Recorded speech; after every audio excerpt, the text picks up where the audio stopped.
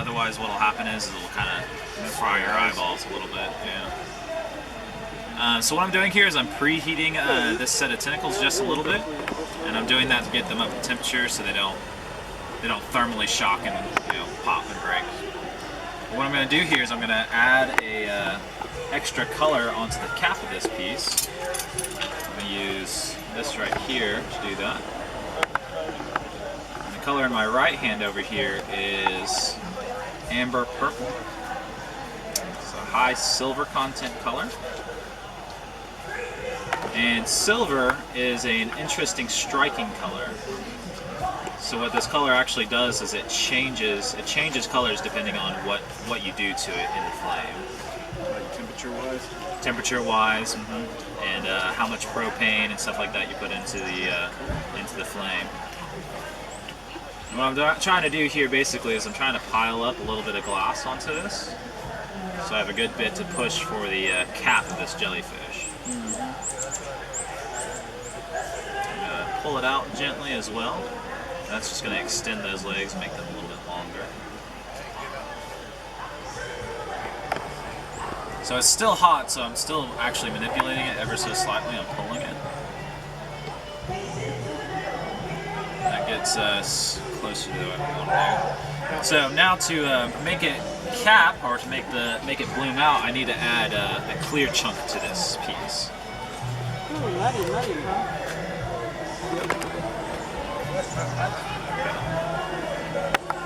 Nice and clean.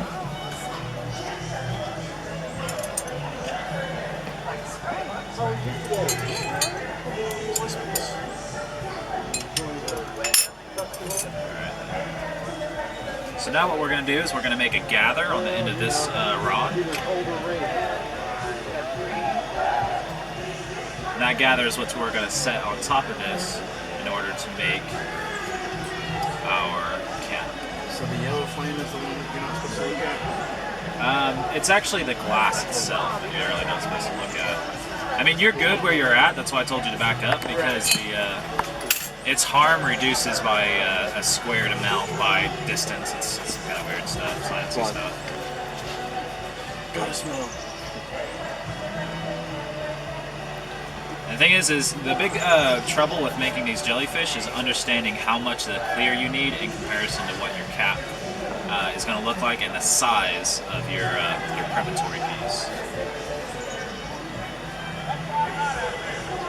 So I constantly have to take my right hand piece and get it back into the flame so that it doesn't cool down too much and get cracked. Hello, how are you today?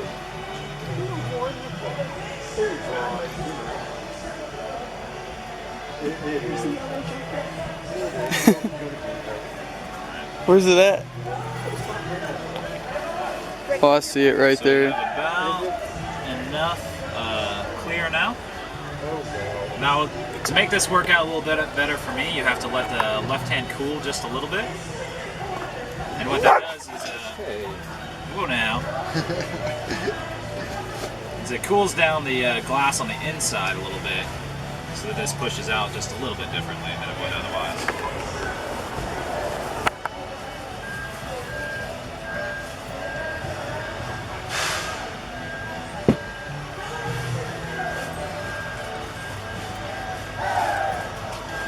So that was the whole cap making process, what you just saw in the last 2 or 3 seconds.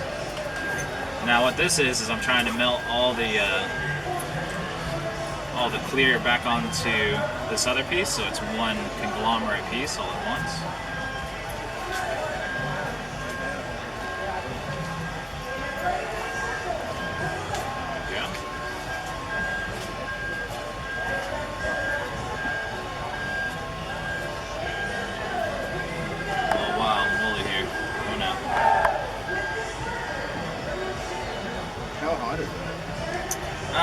At molten, at white molten, it's 2200. It's probably around 1600 or so right now. Well, it looks like a lava lamp inside. That's awesome. Say what? Looks like a lava lamp inside that thing. Yeah, right? I've actually seen people make lava lamps doing this, and they look really realistic because it's glass and it turns into a liquid. You can actually make it look liquidy on the inside. So now what I'm going to do is I need to separate the tube away from the legs, and we're going to try and do that as best as we can without two things, without trapping an air bubble from the blow tube and without distorting the legs too much. So I can actually spin the legs and make it look a certain way. You'll see that some of my pieces are done that way. But you have to control it, like you have to be very, very gentle about how you turn these legs, because you can overturn them in just a few moments. So I've chased out pretty much all of the air, and now I'm going to pull gently and turn, and that's going to give those legs just a little bit of motion, a little wiggle.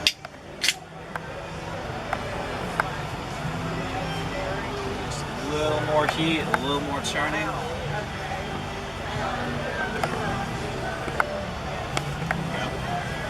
Alright, so what I'm going to show you here in just a moment is I'm going to show you something interesting about the color that I used for the cap. So I'd said that it had a lot of silver in it, and silver is a striking color. What happens is that silver actually turns into a liquid at 2200 degrees, which is white molten. And it stays a liquid whenever it cools down inside the matrix of the glass. But what happens is if it gets to a certain temperature of cold and then is reheated back up to those high temperatures, that silver crystallizes inside the matrix of the glass. And then what you end up with is little facets where light will bounce back at you, and that's when it turns into another color. So, I'll show you real quick. So you see how the cap is a little see-through, kind of, sort of? Uh-huh. And the top is a little bit darker. Once I heat it a second time after letting it cool, it'll actually turn out to be a much darker purple. Should, if I do it properly. The problem with the glass being so deep inside the piece is that it takes longer for the heat to get in there, so it's a lot harder to measure it. Purple now. Oh yeah, and glowing. it'll change. Yeah. You see the legs? Yeah. Oh wow. So. And that blue color for the legs is called super unobtainium. That's what that's called. So now what I have to do is I have to get this little bit of glowing shit off of the face of my torch. There we go. What I'll do is I'll punty up to the back side of this piece. Oh yeah, the jellyfish. That's it. Oh no. Punty broke.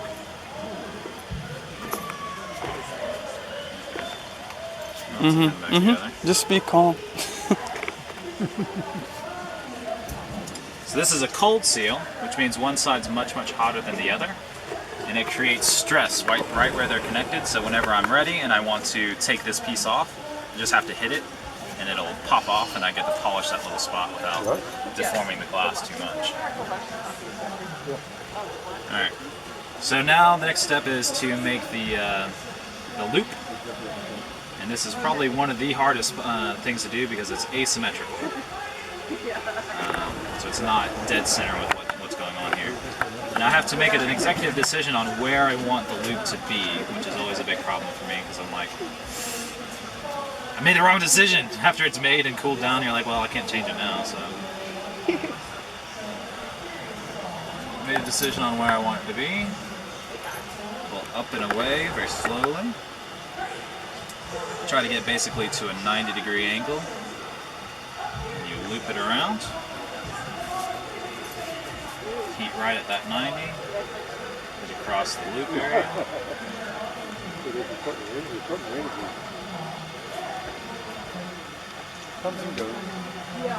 And then after you do that, you can scooch it around a little bit to make it look nicer.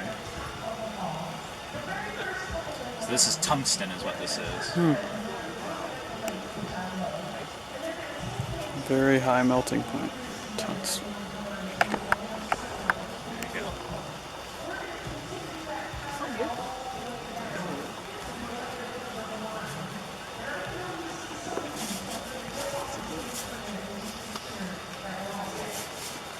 Now just heating up the glass and moving it ever so gently, because you don't want to get it too hot and move it too much at once, because that's when things start getting out of control. You always want to be right at the edge of where the glass is going to move.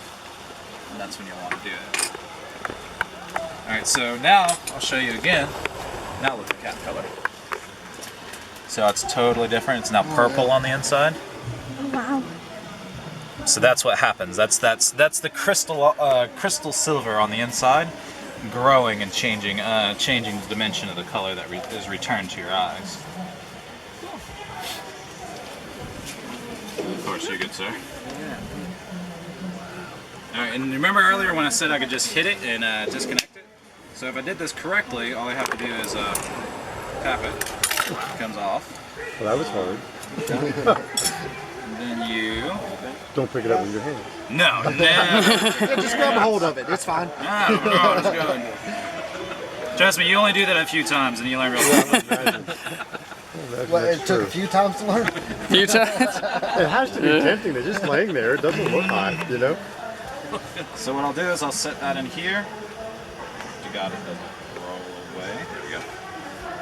Now, the thing is that's a tiny kiln. It's not on. It's going to cool down much, much, much too fast. Whenever you have a much larger kiln, you're doing this the proper way, you put it at 1050 degrees.